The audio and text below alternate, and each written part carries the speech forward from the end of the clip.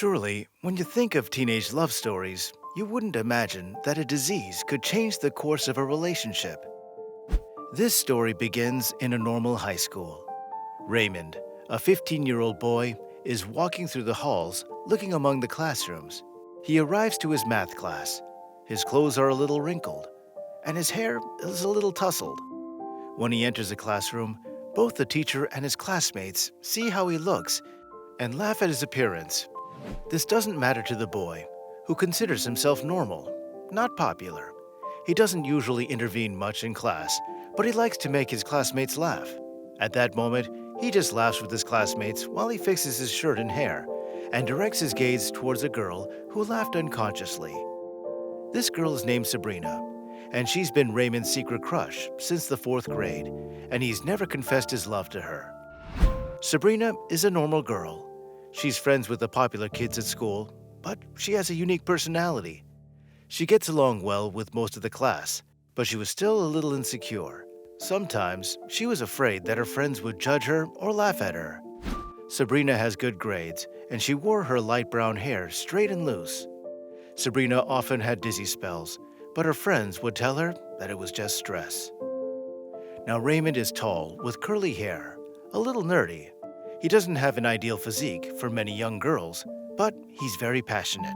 He plays the guitar in the school band, and he's been playing guitar since he was very little. He also plays the guitar in his free time. During class, unconsciously, Raymond had a flashback of when they met in a hospital. They were about 10 years old, and they were excited to see each other in a place other than school. Both had to have blood tests while waiting for their respective turns. A 10-year-old Sabrina confessed that she's afraid of needles, and little Raymond confessed that he is too. So Sabrina suggested that they get over the fear of needles together. After that flashback, Raymond is brought back to his reality. After school, a group of students went to a big store which the teachers didn't know was open. So the guys took the opportunity to eat and listen to music. In this group were Raymond and Sabrina, who spent time with friends laughing, dancing, and just being kids with free time. Raymond would usually play the guitar too, so at one point, they decided to play Spin the Bottle. When they took the first turn, 2 guys ended up kissing each other. They all laughed and enjoyed the moment, and they kept on playing.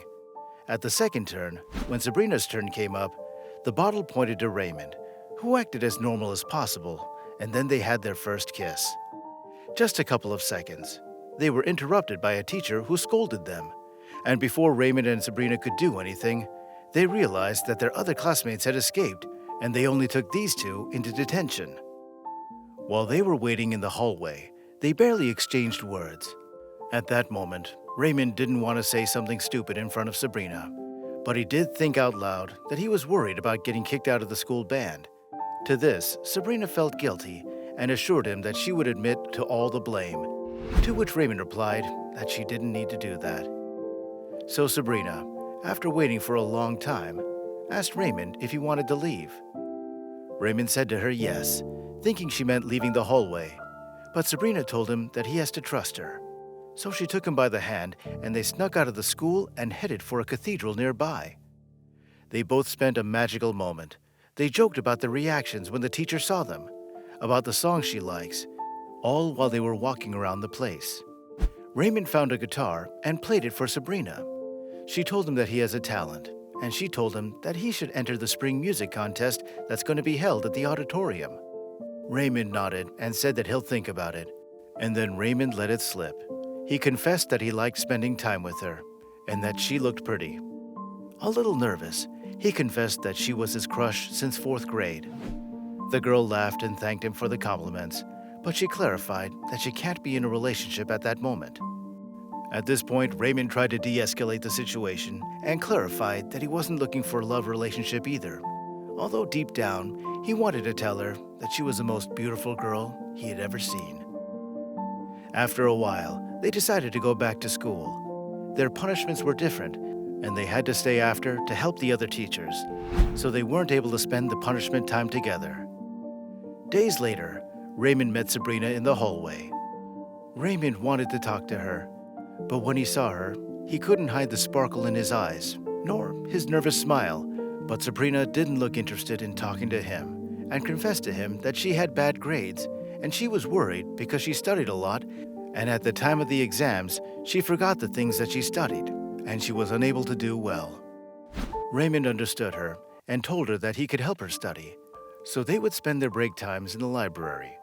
While they were studying, Sabrina would unburden herself with Raymond and confess to him that she hasn't been sleeping well. She also gets tired a lot during the day. Raymond tried to cheer her up and assured her that maybe it was just the stress, and would remind her how intelligent she is. While Raymond tried to comfort her, Sabrina had a feeling and simply kissed him. She found it very sweet what Raymond was doing for her, and she felt good when she was with him. Raymond, on the other hand, didn't know how to react. He just stared at her and asked her if she wanted to be his girlfriend. A little nervous, he confessed that he liked her, and Sabrina said yes, a little blushing and thanking him for being so nice to her. The two of them were looking at each other and laughing while they didn't know what to do, and the sound of the bell told them that they had to go back to class. When she stood up, she felt a little dizzy, but she told Raymond that she was fine. Back in class, at one point, she asked permission to leave because she was feeling sick. Raymond hadn't noticed until she was packing up her things and left. After school was out, Raymond decided to send her a message, but he saw that Sabrina didn't answer him. The next day, Sabrina didn't go to school either, and a little worried, he asked Sabrina's best friends if they knew why she didn't come, but they didn't know either. After several days had went by, they still didn't know where Sabrina was. On that Friday, a notification would arrive to the teachers and students that Sabrina would be absent from classes for a while for being sick. She's in the hospital, and they would hope that she would soon be back to classes. Raymond went through the corridors looking for Sabrina's parents, but they informed him that they're gone. Raymond decided to look for the hospital where Sabrina was. A week later, he convinced his mom to accompany him, and after searching 2 hospitals, he found the place where Sabrina was being treated. He broke the protocols and started searching the rooms until he found her. When he saw her, she was thinner and a little paler than usual. She was lying there watching TV. Now, Sabrina didn't expect to see him there. She felt embarrassed and didn't want anyone to see her like that. Raymond yelled at her because she didn't answer her messages or calls, and that her classmates were all worried about her, to which she confessed that she only told her friends and teachers and asked them to keep it a secret. Sabrina confessed to Raymond that she actually has leukemia, and she doesn't want to be pitied, so she doesn't want the whole school to know. Raymond almost cried. With his eyes full of tears, he asked her how long she knew all this. Sabrina said that she didn't know, that those days when she felt bad, it was actually a sign. The day that they saw each other in class, her head hurt a lot, and when she got home, she remembered that a friend was coming to visit, and when she went downstairs in a hurry, she fainted before she opened the door. Then her parents took her to the hospital, and after running some blood tests, they discovered that her leukemia had advanced. Raymond apologized to her and told her that he was very worried and that he could come every day after school to visit her. But Sabrina asked him to not look for her again and that they can't be boyfriend and girlfriend.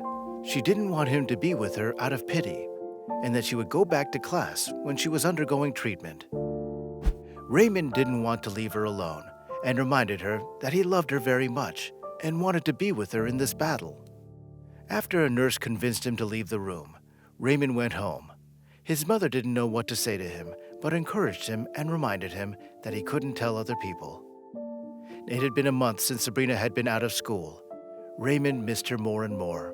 A teacher arrived in the classroom and let them know that Sabrina would be absent a bit longer, confirming the disease to everyone, and that she's currently undergoing treatment in another part of the country, so they would have to wait for more news about her.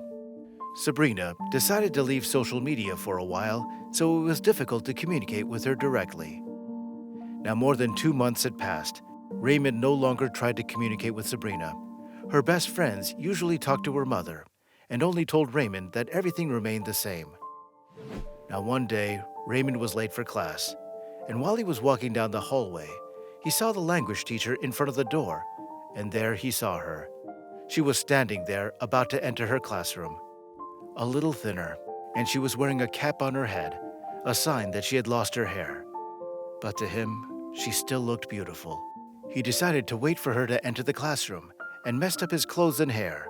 When the teacher came in, Raymond was scolded for his disorganized appearance, which made everyone, including Sabrina, very happy.